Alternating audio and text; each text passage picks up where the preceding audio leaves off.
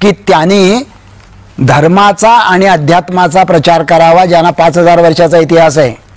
असं म्हटलंय की त्यांनी वैज्ञानिक दृष्टिकोनाचा अंगीकार करावा. इतका महत्त्वाचा असलेला वैज्ञानिक दृष्टिकोन म्हणजे काय? नंबर 1, वैज्ञानिक दृष्टिकोन एका शब्दात याचा अर्थ कार्यकारण भाव.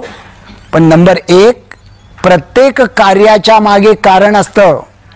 त्याच्या मागे देव नसतो, दैव नसतो, नशीब नसतं, प्राक्तन नसतं, संचित नसतं, प्रारब्ध नसतं. प्रत्येक कार्याच्या मागे कारण असतं. नंबर 1. नंबर 2, ते कारण माझ्या बुद्धीला समजू शकतं. या देशामध्ये असं सांगण्यात आलं, तू ओबीसी आहेस, तुला एवढंच समजेल.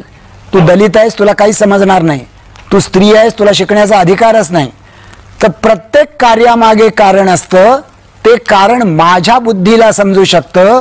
नंबर 3, जगातल्या सगळ्याच कार्यांच्या मागची कारणं समजत नाहीत. जसं आज कॅन्सर का होतो याचं कारण माहीत नाही. पण वैज्ञानिक दृष्टिकोन हा नेहमीच नम्र असतो. तो असं मानतो की आम्ही अखंड सत्याचा शोध चालू ठेवू. तो कधीही धर्मासारखा अंतिम सत्यावर उभा नसतो, तर सत्याच्या सातत्यावर उभा असतो.